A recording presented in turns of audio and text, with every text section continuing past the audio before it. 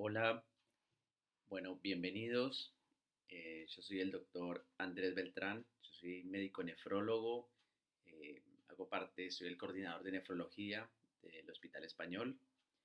Y bueno, lo que vamos a discutir o lo que vamos a charlar el día de hoy el tema que voy a tratar es disfunción renal en la insuficiencia cardíaca y su enfoque terapéutico.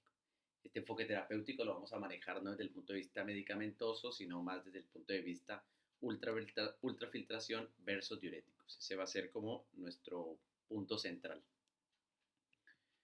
Bueno, a continuación quisiera decir que estos cambios estructurales cardíacos significativos ya fueron observados hace muchísimos años. Eh, Fueron descritos en 1836, ahí nació con Robert Bright, fue la primera persona, el primer médico, es un médico inglés que se centraba todas sus investigaciones en biopsias post-mortem de los pacientes. Y lo que querían ver con esto, él comenzó a ver que todos los pacientes que tenían glomerulopatías o enfermedades renales crónicas tenían o se correlacionaba con una alteración cardíaca. Entonces, desde ahí se comenzó a hablar en que los dos órganos hacían parte de la misma patología. Esta superposición de enfermedades cardiovasculares y renales se extienden a través de varios niveles, donde incluyen interacciones hemodinámicas, neurohormonales, a nivel de citoquinas y el eje minoral óseo. Con esto, ¿qué quiero decir? Que definitivamente que la relación entre estos dos órganos es muy importante y muy estrecha. Tanto que podemos decir que el 50% de los pacientes con enfermedad renal crónica en estadios 3B, 4 y 5 presentan algún grado de insuficiencia cardíaca. El 50% de los pacientes con insuficiencia cardíaca padecen algún grado también de enfermedad renal crónica avanzada, donde puede ser un 3A, 3B, 4 o inclusive 5, y que el 75% de los pacientes que inician hemodiálisis tienen hipertrofia del ventrículo izquierdo, que esta es la patología más frecuente en los pacientes con enfermedad renal, ya que no pueden manejar volúmenes, por lo tanto, generalmente tienen esta anomalía cardíaca. El 64% de los pacientes que inicia hemodiálisis tienen algún grado también de insuficiencia cardíaca, y entre el 50 y 60% de los pacientes con enfermedad renal crónica nunca llegarán a un estadios avanzados, ya que la mayoría fallecen por enfermedades cardiovasculares. Con esto quiero decir que definitivamente que todos los pacientes que ingresan a diálisis solo son el 50% de todos los que deberían entrar, porque antes estos pacientes ya han presentado alguna complicación cardiovascular que los van a llevar a la muerte. Por lo tanto, la enfermedad cardiovascular representa la primera causa de muerte en pacientes que sufren enfermedad renal crónica. Está claramente ya descrito esto. Y tan descrito y tan evidenciado ya está esto que podemos decir que un paciente joven en hemodiálisis joven, podemos decir que es entre los 20 y 40 años, hemodiálisis de forma crónica, tienen el mismo riesgo cardiovascular de un paciente sin insuficiencia renal crónica de 80 años. Definitivamente que el estrecho vínculo entre el corazón y el riñón, su fisiología y su fisiopatología conducen al concepto del síndrome cardiorrenal. Y de ahí es donde viene este concepto.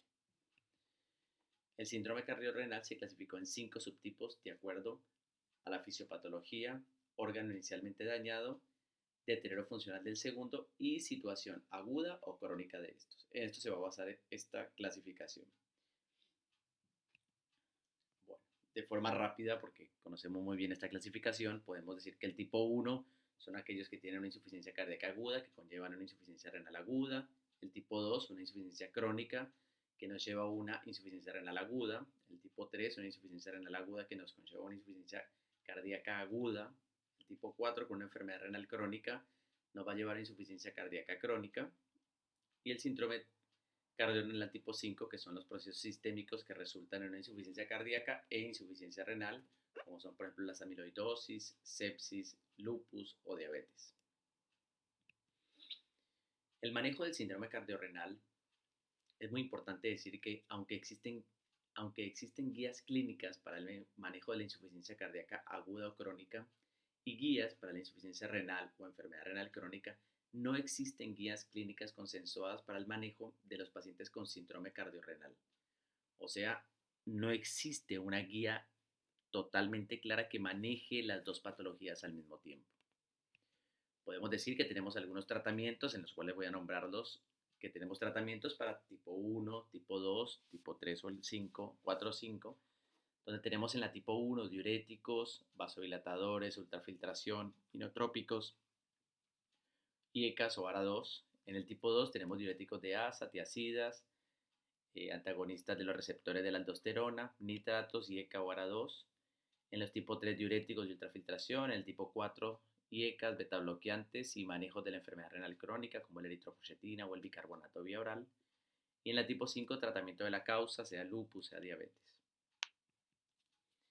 Pero definitivamente que, o a lo que más nos queremos centrar con esta charla, es que el síndrome cardiorrenal puede llegar a ser refractario, y ese síndrome cardiorrenal refractario le llamamos a las resistencias a los diuréticos. ¿Qué quiere decir resistencia a los diuréticos? Son pacientes que utilizan dosis altas de diuréticos de asa y no responden ni tienen un adecuado ritmo diurético ni un manejo adecuado de su peso basal. Y para ellos podemos decir que tenemos dos tipos de tratamiento para estos pacientes que son resistentes a los diuréticos. El primero son ultrafiltraciones intermitentes, que podemos decirle también diálisis intermitente, que duran los episodios de descompensación aguda. O sea, que ese es aquel típico paciente que ingresa con signos de sobrecarga. Realizamos diuréticos, todo el manejo de diuréticos durante 24, 48 horas, donde no hay mejoría, con empeoramiento del cuadro, y requiere diálisis intermitente, o sea, programas de ultrafiltración por catéteres intermitentes de diálisis, donde logra llevar de nuevo a su peso seco, el paciente recupera su ritmo diurético y puede otra vez salir de la internación sin quedar en diálisis crónica.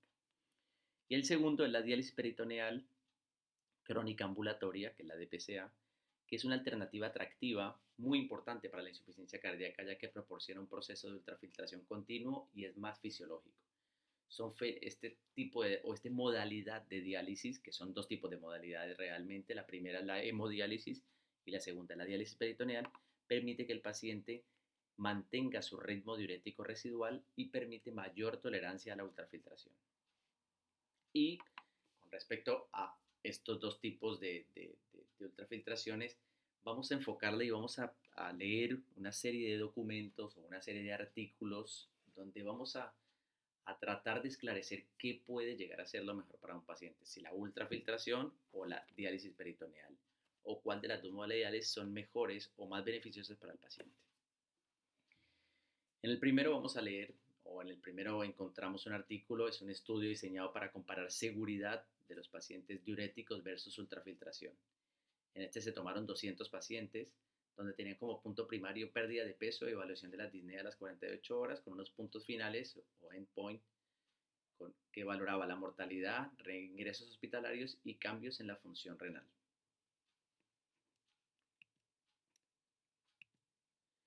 Bueno, en lo primero podemos ver que este estudio, la ultrafiltración produce de manera segura reducción de peso y pérdida de líquido a corto plazo superior a los diuréticos. Es bastante evidente este punto y definitivamente que iba a ser bastante importante este punto, porque con la ultrafiltración ya nos aseguramos que sí o sí el paciente va a perder el volumen, a más que yo puedo controlar la pérdida de ese volumen, a diferencia de los diuréticos. Yo puedo hacer dosis de diurético, lo cual voy a calcular que pueda llegar a perder, dependiendo de la adherencia que tenga el tratamiento, dependiendo de ese riñón, si no responde a los diuréticos, entre 2 o 3 litros. En cambio, la ultrafiltración, yo programo y el paciente definitivamente que en la mayoría de las ocasiones va a perder ese peso, porque yo programo ese peso. Es un peso dirigido el que yo voy a manejar en ese momento. En el grupo de la ultrafiltración tuvo menos reingresos hospitalarios. Esta es una conclusión muy importante, porque lo que se vio es que los pacientes que tienen los diuréticos o que manejan los diuréticos reingresaban 28 veces más, o de los 100 pacientes que tomaron, 28 de sus pacientes se rehospitalizaron con mayor frecuencia. En cambio, en el grupo de la ultrafiltración, solo 16 personas se reintervinieron. Es una conclusión no tan fuerte, pero que nos ayuda a ver que definitivamente la ultrafiltración podría ayudar a que los pacientes se mantengan con una mayor estabilidad en casa. No evidenció beneficios en cuanto a la supervivencia. Los dos tuvieron la misma tasa de mortalidad de este tipo de pacientes. La aplicación de esta técnica requiere capacitación, equipamiento y seguimiento especializado periódico. Esto en cuanto a la ultrafiltración, que definitivamente Los diuréticos, obviamente, el manejo va a ser mucho más fácil. La ultrafiltración requeriría definitivamente del apoyo total del nefrólogo y seguramente de una